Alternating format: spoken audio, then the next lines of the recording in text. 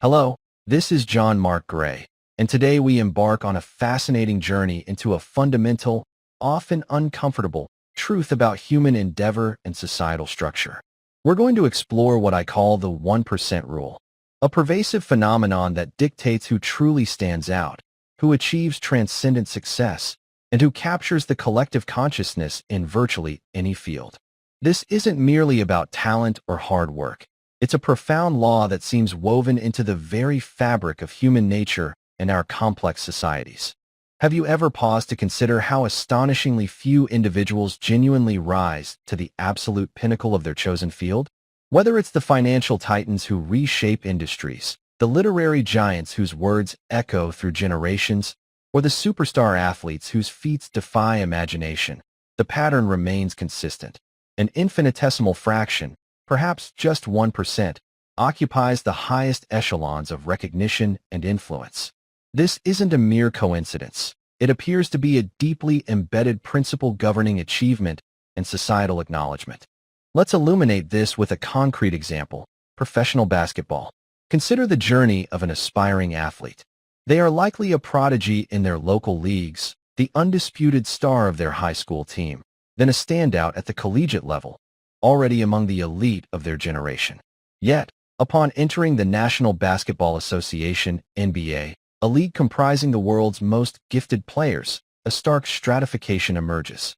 The chasm between the merely very good professional and the true superstar is colossal, almost unfathomable. Most professional basketball players, despite their extraordinary talent, might enjoy a few solid seasons, or perhaps become dependable role players, before their careers inevitably wane.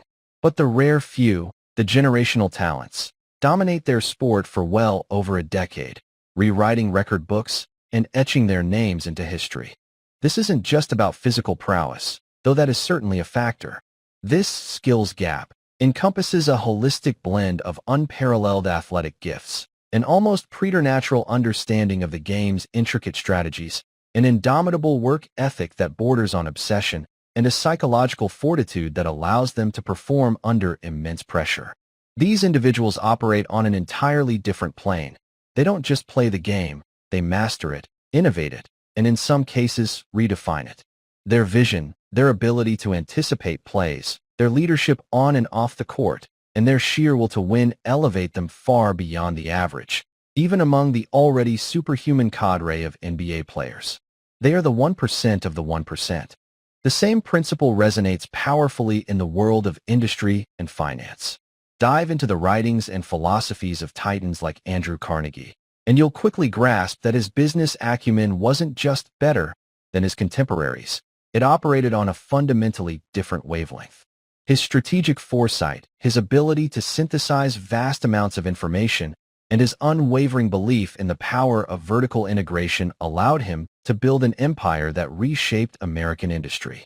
Similarly, when you listen to Warren Buffett articulate his investment philosophy, it becomes clear that he, too, perceives the financial world through a unique, unparalleled lens.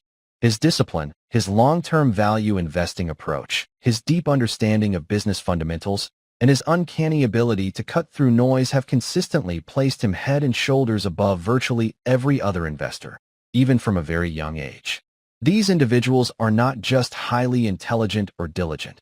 They possess a distinct cognitive framework, a different intellectual operating system that enables them to see opportunities and manage risks that are invisible to the vast majority. They are the outliers, the truly exceptional few who transcend mere competence to achieve legendary status. However, the 1% rule isn't solely a testament to innate talent or extraordinary effort. It also illuminates profound cultural and societal intangibles. Our societies, it seems, possess a finite bandwidth for recognition, a limited mental space for heroes, icons, and figures of widespread prominence. Consider the phenomenon of social media stars or certain reality television personalities, such as the Kardashians. While undoubtedly successful in accumulating wealth and fame, many might argue that their talent isn't traditionally defined or demonstrably extraordinary in the way a concert pianist or a scientist might be. Yet, they command immense attention and influence. This illustrates that promotion, narrative control, and the ability to capture public fascination often play a pivotal, sometimes dominant, role in securing a spot within this coveted 1%. It's an uncomfortable truth. Fame and recognition are not always purely meritocratic. In an attention economy, visibility itself can become a form of capital. Not everyone can be famous. Our collective social consciousness simply doesn't have the capacity to elevate millions of individuals to icon status. There are only so many pedestals available, and the competition to stand upon them is fierce, driven by both genuine merit and the powerful currents of media amplification, branding, and societal trends. This isn't to diminish their achievements, but to highlight the complex interplay of factors beyond pure ability that contribute to being recognized as special.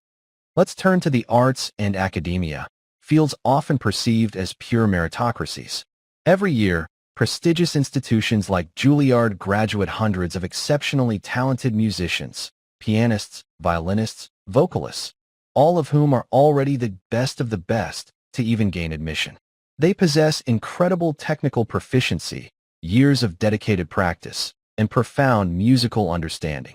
Yet, how many of them will become renowned concert pianists, household names celebrated globally for their artistry? Very, very few. The vast majority will embark on respectable, fulfilling careers as orchestral musicians, cherished music teachers, or studio professionals.